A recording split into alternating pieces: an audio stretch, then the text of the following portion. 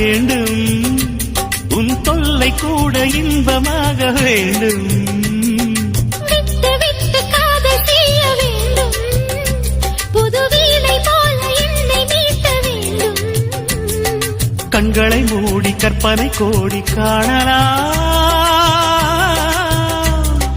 கற்பனை மெல்ல கட்டிலில் உண்மையாகலாம்